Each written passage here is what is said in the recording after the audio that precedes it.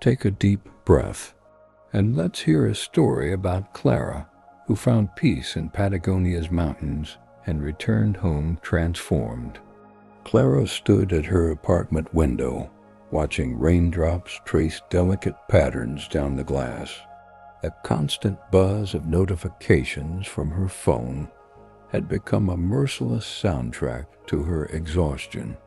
Her shoulders carried the weight of endless deadlines, and her mind longed for a space where time moved differently.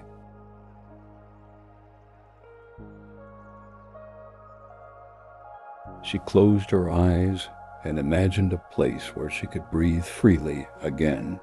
As she sipped her chamomile tea, warmth spreading through her fingertips, she noticed a travel magazine on her coffee table. The cover showcased majestic mountains rising above a crystal-clear lake, their reflection so perfect it seemed like a doorway to another world. Patagonia, where souls find rest, read the headline. Something inside Clara awakened, like a gentle flame. She traced the outline of the mountains with her finger, feeling the glossy paper beneath her touch. The photo captured golden sunlight spilling over verdant valleys, creating pools of amber warmth between shadows. Without overthinking, Clara made her decision. She would journey to this place where nature still spoke in ancient tongues and time seemed to stand still. Weeks later, Clara's small rental car hummed along winding mountain roads.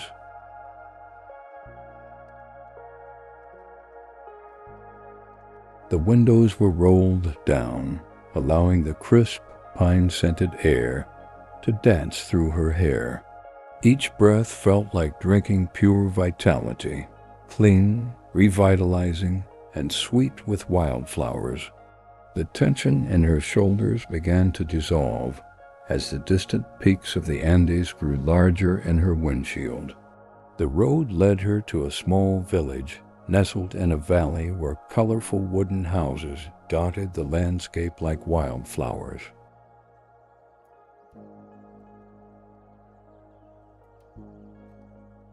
Winged chimes sang soft melodies from porches, and smoke curled lazily from stone chimneys, carrying the comforting scent of wood fire. Everything moved at a gentler pace here, as if the mountains themselves had taught the villagers the art of slow living. Clara's cabin sat at the edge of a vast forest, its wooden porch facing a meadow where morning mist gathered like gentle dreams. Inside, a small fireplace waited to warm cool evenings, and windows framed the mountains like living paintings. The bed was covered with a hand-woven blanket, its soft fibers promising nights of deep, restorative sleep, cradled by silence. As twilight painted the sky in watercolor hues of lavender and gold, Clara sat on her porch, listening to the symphony of crickets beginning their nightly serenade. Stars emerged one by one like shy children until the sky was a tapestry of silver light.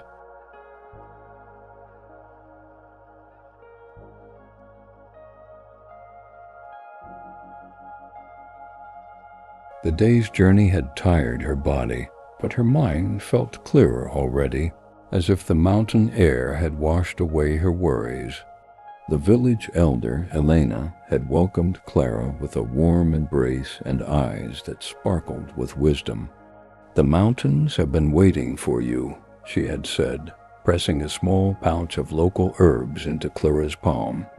"Make tea with these when the moon is high, and listen to what your heart tells you." Her weathered hands were gentle but strong, like the landscape itself. Morning light filtered through lace curtains, creating patterns of light and shadow across Clara's cozy bedroom. She awakened slowly, savoring the unfamiliar sensation of having nowhere to be and nothing urgent to do.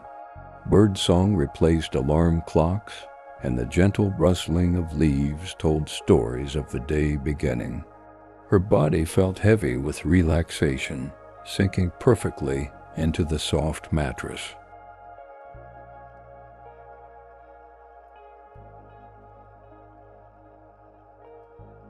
After a breakfast of fresh mountain berries and warm, crusty bread with honey, Clara ventured to the village square where local artisans displayed their crafts.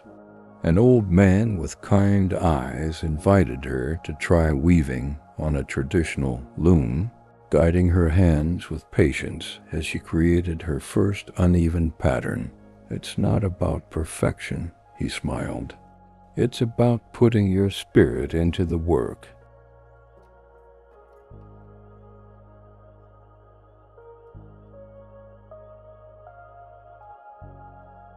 Clara discovered a small cafe tucked between flowering gardens, where the aroma of freshly baked pastries mingled with locally grown coffee.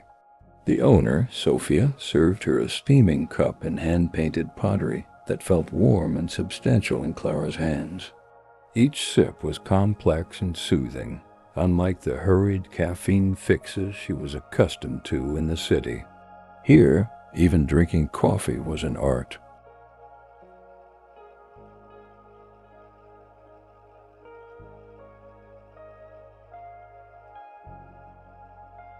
As afternoon stretched its golden fingers across the valley, Clara followed a well-worn path to the lakeshore that had first captured her imagination. The water lay perfectly still, mirroring mountains and sky so precisely that the world seemed doubled, creating a sense of beautiful disorientation. Small waves occasionally rippled the surface when fish jumped, creating expanding circles.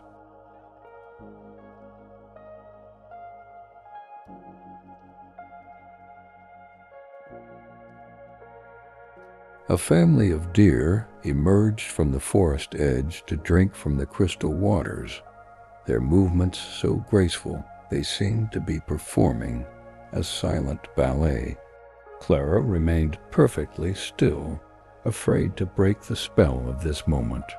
The mother deer looked up, meeting Clara's gaze without fear, acknowledging her presence as if welcoming her to witness this daily ritual of natural communion.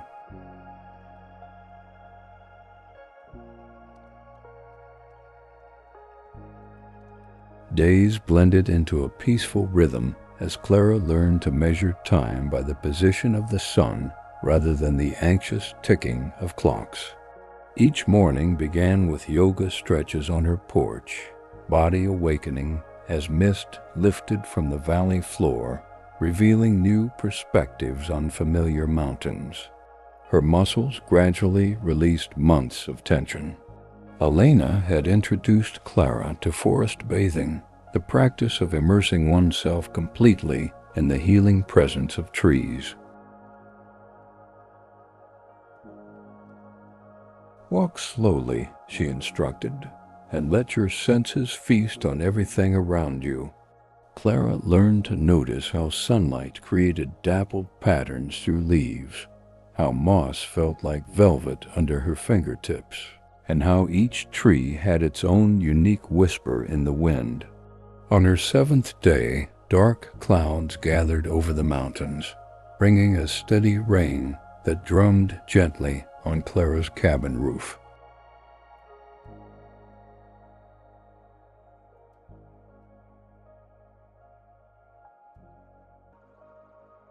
Rather than disappointment, she felt a profound contentment as she sat by the window with a book, listening to the rhythmic percussion of raindrops. The earthy fragrance of wet soil rose from the ground in a rich perfume that made her feel grounded. The rain continued through the night, its steady patter lulling Clara into the deepest sleep she had experienced in years. Her dreams were vivid tapestries woven with mountain imagery and faces of the villagers who had welcomed her. She dreamed of roots growing from her feet into rich soil, connecting her to something ancient and wise that pulsed beneath the surface of the world. Morning brought clearing skies and a landscape transformed. Every leaf glistened with droplets that caught sunlight and broke it into rainbow prisms. The air felt cleansed and new, carrying the sweet fragrance of wet pine and flowering meadows.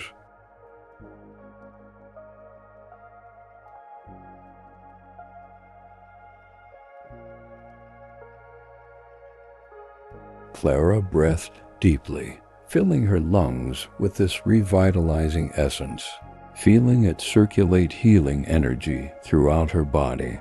Sophia invited Clara to join a community dinner in the village square, where tables were arranged in a circle around a central fire pit. Lanterns hung from tree branches, casting a golden glow over faces that had grown familiar during Clara's stay. Children wove between tables, their laughter as light and contagious as the music played by local musicians. The feast consisted of dishes made from local ingredients, trout from mountain streams, vegetables from community gardens, bread baked in stone ovens, and wine from nearby vineyards. Each bite connected Clara to this place in a profound way, as if she were literally incorporating its essence into her being. The flavors were vibrant and honest, a testament to life lived in harmony with nature. As stars emerged overhead, Elena rose to share stories passed down through generations. Her voice carried the cadence of flowing water as she spoke of mountain spirits who protected those who approached nature with respect and gratitude. Clara noticed how the villagers listened with reverence, their faces soft in the firelight, nodding in shared understanding. The evening concluded with music that began softly and grew more joyful as villagers joined in with harmonies that seemed to rise toward the stars.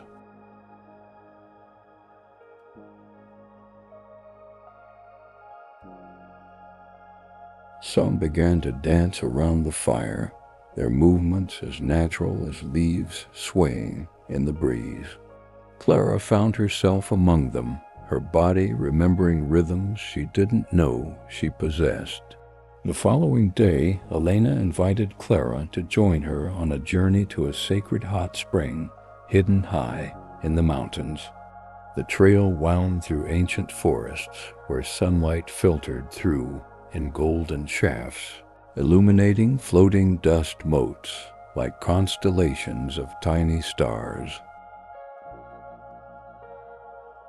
The physical exertion of climbing felt purifying, each step carrying Clara further from the person she had been when she arrived. After hours of walking in contemplative silence, they reached a secluded valley where steam rose from pools of turquoise water. The air was perfumed with minerals and the subtle fragrance of wild herbs growing around the springs.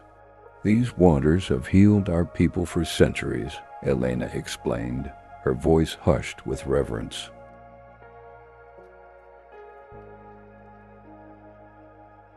"They remember the shape of who you truly are beneath all your worries." Slipping into the warm waters, Clara felt heat penetrate to her very core, melting away layers of tension she hadn't even realized she was carrying. The minerals tingled against her skin, creating a sensation of floating between wakefulness and dreams. Above, white clouds drifted across a perfect blue sky, their shapes constantly morphing, teaching lessons about the beauty of impermanence. Elena shared her wisdom as they soaked, speaking of life's natural cycles and the importance of both action and rest. "The mountains appear still," she said, gesturing to the towering peaks surrounding them, "but they are constantly changing, just imperceptibly slow to our eyes. We need both the doing and the being to live in balance, just as nature demonstrates all around us.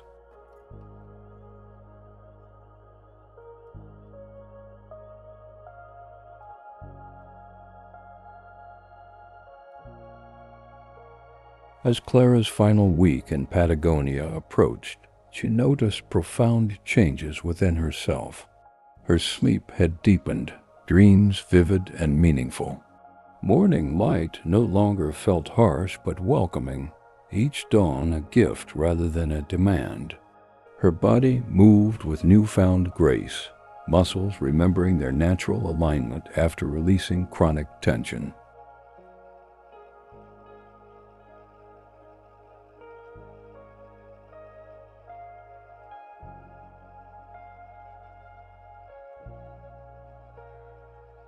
Her senses had sharpened. She could now distinguish between dozens of bird calls, recognized the subtle shifts in wind that predicted weather changes, and identify wildflowers by their fragrance alone. Food tasted more vibrant, colors appeared more saturated, and even silence had texture and depth that she had never noticed before in her noise-filled urban existence.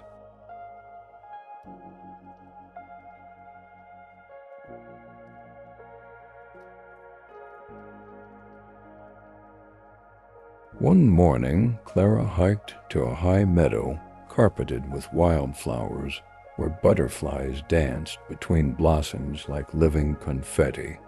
She sat among tall grasses that whispered secrets in the gentle breeze, watching clouds cast moving shadows across distant valleys and ridges.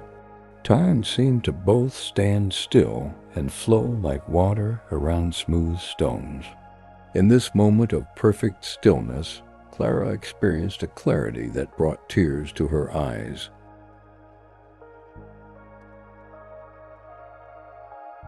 The mountains had taught her that her value wasn't measured in productivity or achievement, but in her capacity to be fully present, to notice beauty, to connect authentically with others. She had rediscovered the art of truly inhabiting each precious moment. That evening, she wrote in her journal by candlelight, the warm glow creating a cocoon of comfort around her. Her pen moved across paper without hesitation, recording insights and gratitudes that flowed freely now.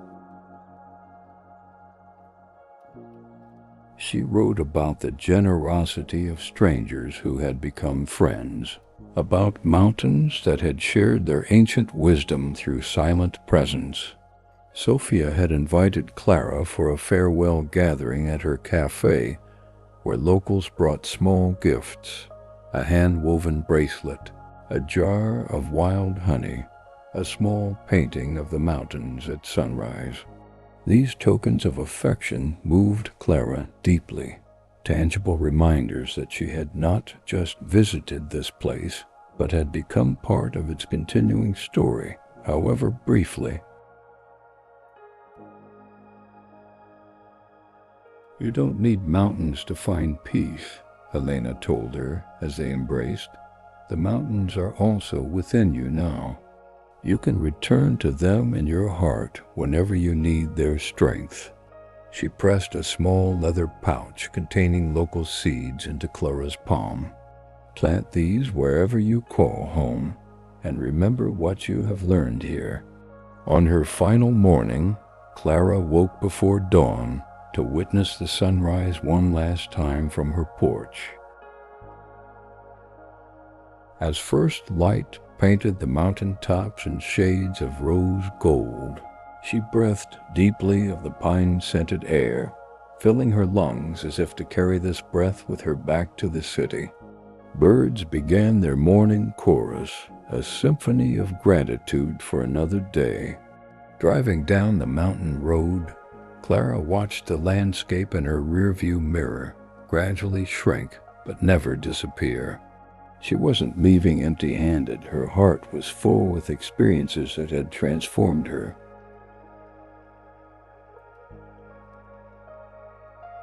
The tension that had once lived in her shoulders and jaw had been replaced with a quiet strength and resilience that would sustain her through future challenges. Back home, Clara created a small sanctuary in her apartment, a corner where she planted the mountain seeds and pottery reminiscent of Patagonian crafts. She arranged her photos and small keepsakes, creating a touchstone to the peace she had discovered.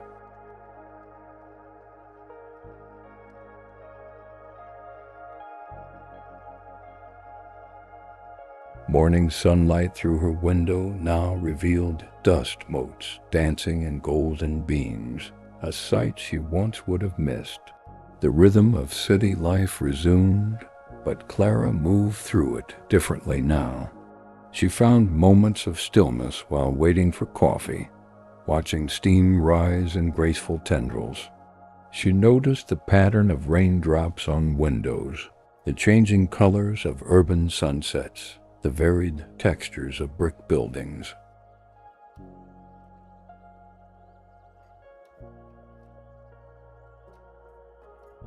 The mountains had taught her that beauty exists everywhere, waiting to be noticed. At night, when sleep sometimes proved elusive amidst city sounds, Clara would close her eyes and return to that turquoise hot spring, feeling again the mineral-rich waters cradling her body, seeing the perfect blue sky above, hearing Elena's wise words about balance.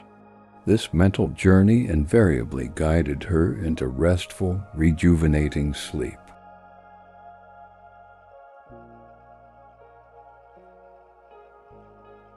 The greatest gift of Patagonia remained Clara's renewed capacity for gratitude.